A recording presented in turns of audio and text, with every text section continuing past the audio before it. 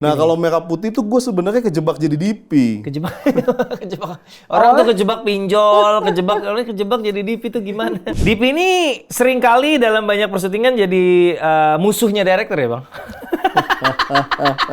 Dulu ditawarin film kan masih jumlahnya masih dikit kan, jadi Iya, kita iya. milih-milih. Iya, Atau iya. memang ada yang takut miskin sih sebenarnya. Takut miskin. Gue dari asisten ke DP, waktu gue mutusin untuk jadi DP itu 6 bulan, Mas. Gue nganggur. Video board actionnya aja, itu kita bikin 2 minggu. Riggingnya rigging kamera yang nanti akan dipakai, tapi kameranya DSLR. Berarti beratnya beda jauh dong bang, Nah secara. itu yang bikin ada adjustment. Ah bisa nih, gampang ini. Pasti pasang Alexa. Aduh.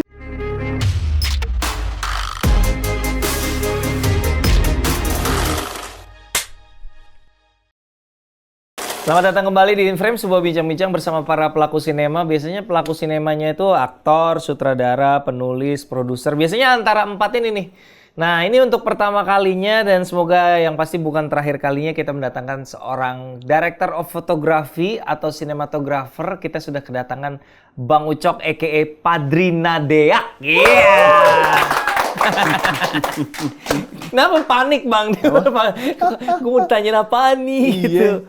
Ini adalah Bang Ucok adalah DOP untuk Ngeri-Ngeri Sedap. Gue sengaja mulainya dari situ dulu bang. Tapi sebelum kita mulai ngobrol, sebenarnya apa sih bedanya DOP sama sinematografer? Kenapa sekarang kayak ada dua istilah nih? Dulu kan kita taunya DOP doang nih, DOP atau DP gitu. Sekarang mulai muncul istilah sinematografer. Apa bedanya? Bedanya apa ya? Sebenarnya sama, cuman memang orang-orang yang lebih memilih mengerjakan film menyebut dirinya sinematografer. I see, lebih spesifik gitu Iya. ya, sinema ya. Iya. Oh. Sementara kalau DOP itu kan memang dia director of photography dalam Iya. sebuah pekerjaan, Iya. tapi belum tentu dia mengerjakan sebuah film gitu. I Jadi bisa see. mengerjakan komersil atau apapun lah. Iklan Iya. gitu ya. Oke. Tapi Bang Ucok kan juga ngerjain iklan nih. Apa bedanya sih ngerjain iklan sama ngerjain film? Apa ya? Kalau film, Duitnya gedean iklan tapi ya. kalau itu iya. Itu iya. Kalau itu iya, Tapi iklan kita ada keterbatasan menuangkan apa yang kita pengen karena dari itu kan pekerjaan yang dibayar sama klien ya. I Jadi see. mereka pasti udah punya referensi Iya. untuk tujuan produknya dibawa kemana Iya, gitu. iya, Nah, iya. sementara kalau film sinematografer masih bisa menuangkan apa yang ada di kepalanya kepada director I untuk see. sama-sama kita bikin menjadi sebuah gambar yang memang tujuannya Iya. sesuai dengan apa yang diinginin sama direkturnya. Oke. Jadi ruang gerak kreatifnya lebih luas lah ya di film ya. Iya, iya, Oke. sangat-sangat luas sih. Jadi apa yang kita pengen masih bisa kita tuang ke dalam gambar. Ini kita sebut DOP aja lah biar lebih gampang disebut aja teman-teman. DOP atau biasa kita bilangnya DP gitu, Director Fotografi. DP ini seringkali dalam banyak persyutingan jadi musuhnya director ya bang? Secara tidak sengaja akhirnya menjadi karena masing-masing punya mungkin punya selera atau referensi atau apa namanya konsep visual yang berbeda. Gimana caranya menurut pengalaman Bang Ucok supaya DP sama director tuh bisa gitu loh? Gue ngejawab menurut pengalaman gue ya, tapi nggak mewakili semua orang. Iyalah, of course lah. Kalau gue tuh selalu gini, ketika gue pertama kali dapat skrip atau diajak sama director buat jalanin sebuah film, pasti yang gue tanya pertama kali, apa sih yang lo pengen dari skrip lo? Setelah diceritain semua, gue baru minta waktu gitu berapa hari, dan gue akan bikin reference yang menurut gue sesuai dengan apa yang ada di dalam skripnya. Nah, ketika itu sudah gue bikin, gue akan minta ketemu lagi, baru kita discuss nih. Iya. Nah, biasanya ketika discuss tuh banyak hal yang beda banget gitu loh, karena dua orang dengan basic keilmuan yang beda gitu loh. Yang satu basicnya penulisan, yang satu basicnya visual. Jadi gue diskusi sama dia untuk bikin apa sih yang apa yang kita cita-citain dari apa yang gua hayalin dan apa yang lu tulis gitu loh. Oke, sorry berarti ini kalau bicara sama director yang nulis ya, yang nulis kayak Bene kemarin misalnya, Ngeri-Ngeri Sedap misalnya.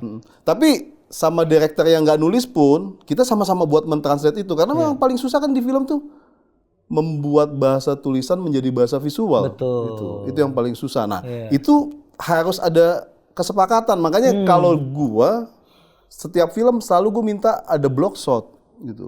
Nah, jadi kenapa gue minta itu? Karena memang problem paling gede di lapangan kan itu masalah menuangkan apa yang dimau dalam bentuk visual. Nah, kalau udah ada block shot, paling kagak kita udah sama-sama tahu nih apa yang pengen kita bikin, apa yang pengen kita tampilkan di dalam film itu udah ketahuan hampir 70%. Iya, baik dalam bentuk foto maupun video ya. Iya, betul.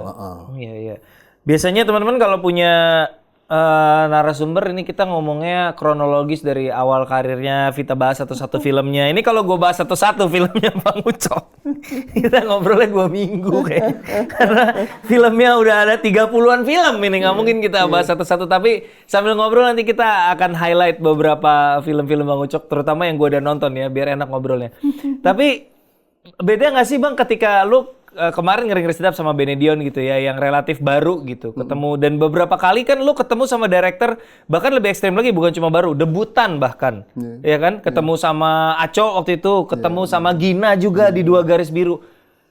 Ada pendekatan yang berbeda nggak sih, atau ada apa sih bedanya antara lu ketemu sama director yang benar-benar baru film pertama sama yang memang udah berpengalaman gitu? Sebenarnya sih hampir sama ya, sama.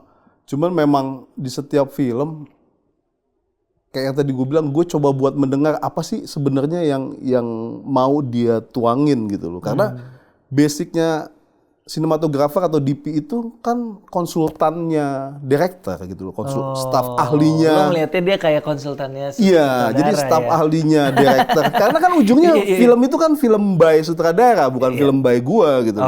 Jadi gua harus bisa mentranslate apa yang pengen dia cita-citakan gitu loh. Nah, kalau film yang gue buat nantinya bagus cuman secara visual, berarti gue gagal sebagai sinematografer gitu loh. Sebagai tukang foto ya gue berhasil mungkin ya bikin sebuah potret yang cantik buat sebuah film. Tapi kan tujuan membuat film itu buat gue gimana caranya apa yang ada di kepala director bisa ketuang dengan tepat gitu. Nah, makanya gue selalu membuat sebuah kesepakatan di setiap gua dapat skrip gitu loh. Jadi apa sih yang pengen lo buat gitu loh. Walaupun kadang-kadang ada hal-hal yang gua akan bilang kayaknya nggak mungkin deh kita bikin begini gitu loh. Karena secara konsep visual ini akan sulit banget gitu apa yang lo buat. Jadi gua akan kasih yang lebih kasih masukan yang lebih mungkin kita lakukan untuk sebuah produksi film di Indonesia gitu. Mungkin kalau pertanyaannya gue ubah jadi gini gimana? Gue ingat ketika kita pertama kali ngerjain filmnya Aco ketika itu, Ghost Rider 2. Karena teman-teman walaupun Ghost Rider 2 itu tayangnya setelah Gara-Gara Warisan, yang which is adalah film pertamanya Mowatli Aco, tapi sebenarnya yang pertama di syuting itu Ghost Rider 2 dulu. Dan itu kan bisa dibilang film layar lebar perdananya Mowatli Aco ketika itu. Gue ingat gue pernah nanya sama lo ketika kita udah masuk hari awal-awal syuting lah, gue bilang, gimana Bang Aco sebagai sutradara? Dan gue ingat jawaban lu ketika itu adalah lu mengapresiasi dia mengerjakan PR istilah lu waktu itu. Nah, gue mau nanya tuh, lu berharap sutradara, terutama kita bicara konteks sutradara baru yang masih harus banyak belajar, adalah mengerjakan PR. Apa PR-nya tuh Bang? Ya itu PR-nya sebenarnya apa sih yang dia pengen buat gitu loh. Karena kan menerjemahkan visinya, memberikan gambaran visinya secara lebih jelas gitu ya, clear ya? Betul. Maksudnya kayak gini, kayak ada sebuah adegan drama gitu. Kan ada hal yang dia cuma bilang, gua pengen ini dinamis Bang. Gitu loh. Nah dinamis itu kayak gimana gitu loh. Bahasa itu kan bahasa tulisan gitu loh. Nah gue butuh visual. Dinamis itu cut to cut, atau kita pengen bikin pakai track satu track, atau memang cut to cutnya pakai track, atau memang kita pengen bikin pakai satu shot pakai steadicam gitu loh. Nah ketika dia tahu apa yang pengen dia buat, gue akan gampang menerjemahkan itu. Gitu. Tiba-tiba kayak waktu Dua Garis Biru lah, Gina bilang, gue pengen adegan berantem ini satu shot Bang. Tapi bikinnya kayak gimana ya? Adegan UKS ya, yang legend itu ya. Iya. Akhirnya kita diskusi, mau gak kita kumpulin semua orangnya, kita bikin video board. Jadi biar kita tahu gitu loh, adegannya seperti apa, gerakannya seperti apa. ternyata apa yang ada di kepalanya Gina bisa gue translate jadi sebuah gambar yang dia suka gitu. Itu ketika adegan 2 garis biru yang adegan ruang UKS itu yang durasinya berapa ya Bang? Gue lupa ingat 6 menit kira-kira ya, 6 menit long take ya. Itu ketika pertama kali lu nge-block shot itu langsung pakai talent, belum pakai, biasa kan kalau kita datang ke lokasi kita pakai kru dulu tuh yang udah tolong berdiri situ gue pengen gini gitu. Kalau ini langsung talent dan langsung berdialog talentnya yang melakukan gitu. Atau sempat bikin block shot pakai kru dulu nih untuk ngerasain pergerakannya. Waktu itu kita hanya diskusi yang pakai kru, kira-kira akan bergerak seperti ini. Nah, tapi karena talentnya semuanya punya karakter kuat, jadi kita harapin talentnya semua datang, dia juga ngasih masukan nih buat dialog perdebatan ini, gerakan seperti apa yang bisa mereka kasih, dan gua akan menyesuaikan gerakan itu gitu loh. Jadi tinggal mana yang tidak sesuai kita sama-sama rubah sih. Karena kan long take dan blocking yang berubah-ubah tuh butuh motivasi ya, nggak bisa karakternya tiba-tiba geser hanya demi kepentingan blocking kan itu yang susah kan sebenarnya kan ya. Gitu. Jadi berarti dengan kata lain director yang paling mungkin bukan nyebut nama tapi director yang paling tanda kutip menyulitkan pekerjaan DP adalah director yang tidak jelas maunya apa gitu ya Bang. Gitu nggak sih jadinya ngomong secara umum gitu. Sebenarnya belum punya mau lu tuh apa sih gitu ya. Iya, kalau buat pembuat visual sih kata-kata pasti akan itu yang akan jadi paling masalah problem utama. ya. Iya, bahwa skripnya udah ada, ya kan, pemainnya udah ada, tapi kita pengen bikin apa, pengen digimanain, nah itu yang perlu lebih jelas sih sebenarnya. Kalau dibebasin, misalnya, oke untuk scene ini, Bang, gue belum ada bayangan deh scene ini mau gimana. Gak apa-apa juga sih sebenarnya, tapi ya? memang paling kagak dapat jawaban itu tuh, gue pengen lu bikin deh Bang. Yang penting skripnya seperti ini, adegannya kayak gini.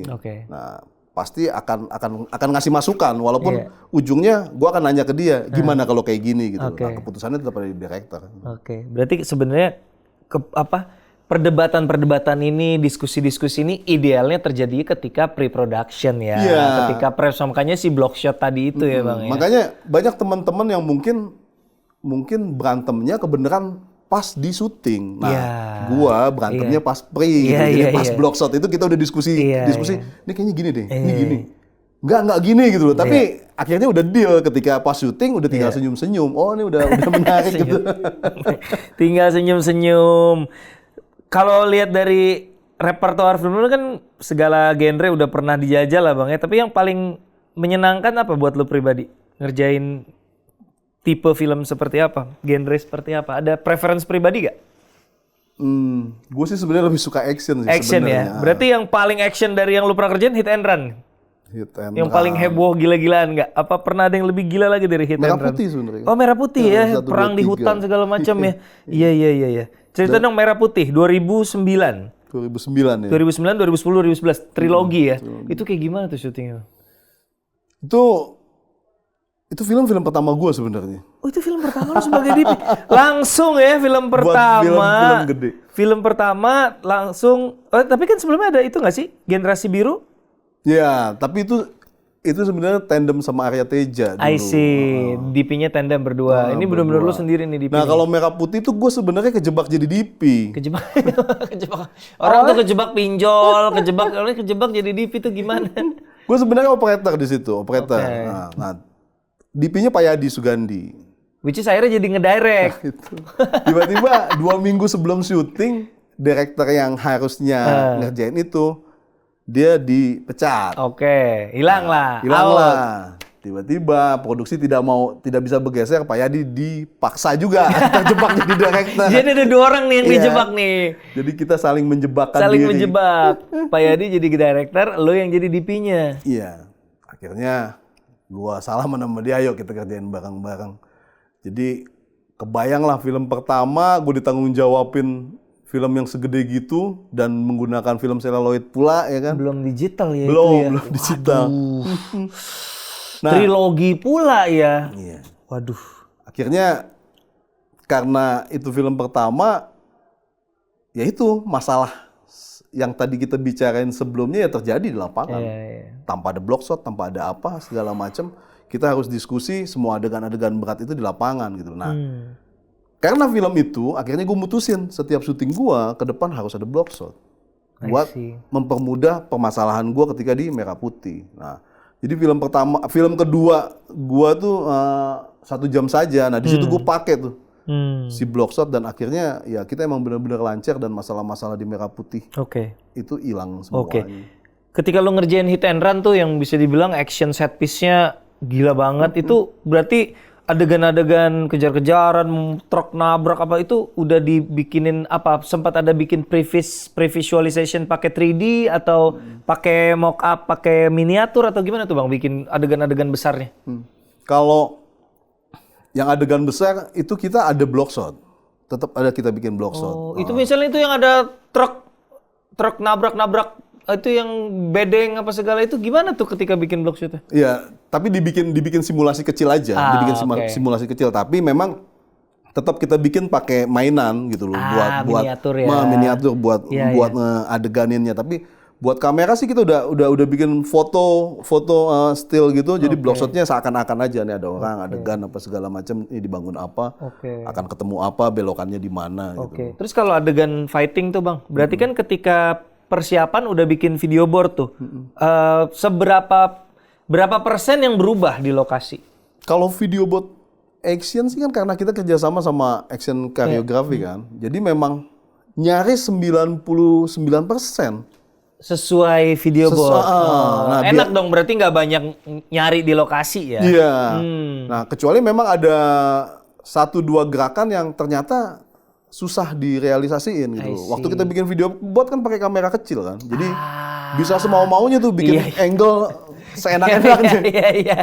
Ternyata begitu pas syuting pakai Alexa ya kan. Waduh susah banget kan. Ya kan? Bisa gak kita sederhanain? Akhirnya kita adjust lah di lapangan. Seru ya bikin action, seru ya. Waduh. Harus bikin kok.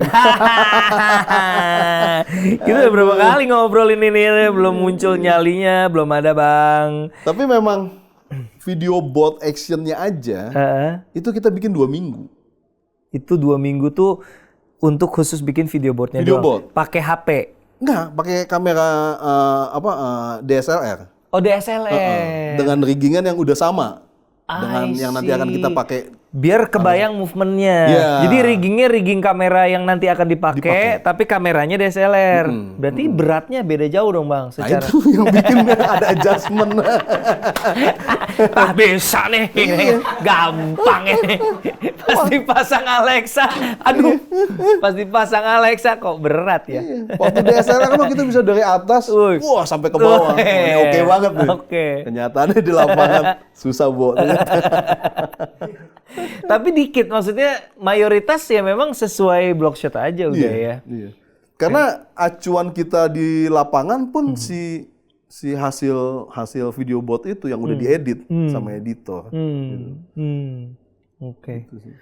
Iya. Menarik. Gue minum ya? Minum dong. Itu kan bukan props itu. Ini salah satu yang menarik ya teman-teman, di Indonesia ini kan semua profesi film tuh sebenarnya ada asosiasinya. Tapi salah satu asosiasi yang paling aktif, paling banyak kegiatan, paling sering menyuarakan aspirasi kru film itu keren banget adalah namanya ICS, Indonesian Cinematographer Society. Ceritain dong Bang nih kayak gimana mereka kok bisa kayaknya solid banget gitu, aktif banget dalam berkegiatan dan ini kayak gimana, ikutan ke dalam pengurusannya juga atau sebagai anggota aja atau gimana? Ikut dan anggota dan pengurus juga gitu. Sebenarnya memang banyak hal yang mesti disuarakan sih ya di apa tuh misalnya yang agenda prioritas nih? Agenda prioritas banyak banget, masalah jam kerja, kontrak kerja, terus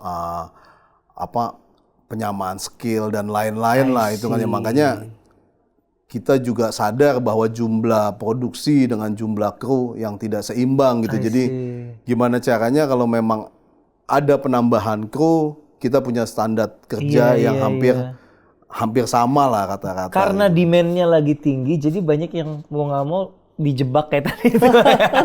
Dikarbit kasarnya gitu ya, belum ready tapi mau nggak mau karena kebutuhan produksi lagi tinggi, jadi banyak yang itu tadi makanya muncul wacana penyamaan skill itu tadi ya Bang ya.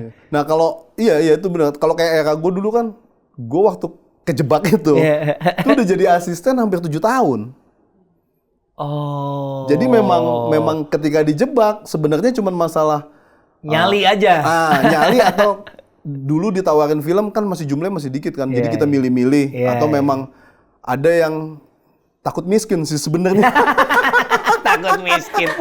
Karena film sekali komit lama ya dibandingin iklan. Gua dari asisten ke DP waktu gue mutusin untuk jadi DP itu 6 bulan, Mas. Gue nganggur. Oh, 6 bulan nganggur. 6 bulan nganggur. Karena semua tawarannya asisten. Nah, kalau gue ambil terus, gue nggak akan pernah berani jadi DP. Akhirnya gue mutusin untuk gue nggak akan ngambil. Oh, karena lo udah nggak karena lo ibaratnya naik pangkat nih, sementara tawaran yang datang adalah untuk ini terus nih. Mau nggak mau yang ini lo belum dikasih job, belum dapat kepercayaan lah ibaratnya gitu ya. Makanya begitu pas gue mulai dapat, akhirnya gue mulai dari operator. Makanya itu awal-awal film gue Generasi Biru gue jadi operator, duet sama Mas Arya Teja. Gitu. Dia masih bujangan ketika itu pas nganggur 6 bulan kan? Nah iya, masih aman jadi. Masih aman lah. Tapi tabungan jadi asisten lumayan lah. Oh iya, makanya asisten tuh pada kaya-kaya kan. Oh iya. Tapi kayak tadi kan ada perjuangan soal jam kerja, oke, paham. Itu perjuangan kita bersama lah ya. Kalau soal kontrak tuh maksudnya secara spesifik maksudnya kontrak tuh gimana Bang? Kontrak sebenarnya yang lagi dipikirin sama ICS tuh ngebuat kontrak yang sama-sama menguntungkan gitu loh. Banyak kontrak-kontrak yang jebakan, makanya misalnya gimana jebakan? Misalkan kayak waktu kerja yang tanpa batas gitu loh. Misalnya kita ngerjain sesuatu kan biasanya ada tanggal kita selesai. Nah, tiba-tiba proyeknya mundur gitu, tidak ada di kontrak sehingga nyangkut. Iya. Nah, itu kan merugikan. Banyak teman-teman yang tidak mengerti itu. Iya. Tentang hukumnya. Nah, itu yang lagi pengen dibicarain sama ICS salah satunya bahwa bisa gak ya kita punya draft kontrak tunggal yang bisa dipertanggungjawabkan gitu loh. Terutama masalah jam kerja dan lain-lain lah. Karena memang problemnya misalnya kayak gue lah, gue berjuang sendiri gitu loh. Ketika itu jadi perjuangan sendiri, bisa aja wah Ucok rese nih. Benar. Udah nggak usah dipakai lagi gitu, ya kan? Benar. Tapi kalau ini jadi kesepakatan di sebuah asosiasi, yang rese ya bukan personalnya gitu, bahwa ini udah jadi urusan baku dari asosiasi dan harus dilakuin. Meskipun kesepakatan asosiasi tetap ada orang-orang yang ya udah biar mereka nggak mau sama gue aja dah gitu, tetap ada kan, tetap ada. Tapi paling tidak asosiasi ini isinya orang-orang pelaku-pelaku yang udah jelas lah siapanya gitu ya. Jadi ketika sama-sama bisa dipertanggungjawabkan lah kok. Maksudnya kontraknya bisa dipertanggungjawabkan, orang-orang yang ada di dalamnya, pekerjaannya juga bisa dipertanggungjawabkan. Betul. Dan itu bukan mencari menang sendiri ya, mencari keadilan aja sebenarnya kan. Maksudnya kadang ya kadang-kadang gitu sih, maksudnya kayak kebayang kayak udah diblok, kita udah ngeblok kalender gitu, udah nggak nerima job, tiba-tiba mundur gitu kan kayak aduh gitu. Tapi pas baca skripnya gimana? Gila loh, Nas. Gue tuh gini. Gue tuh Batak. Kalau basic dari keluarga gue nggak ada sama sekali sinematografer ya. Di kesenian nggak ada lah. Kalau nggak pedagang, pegawai negeri, tentara. Jadi ketika gue dapet itu, gue bilang sama Ben nih, Ben, ini satu hal yang bisa jadi kebanggaan gue setelah gue nggak jadi tentara deh buat keluarga gue.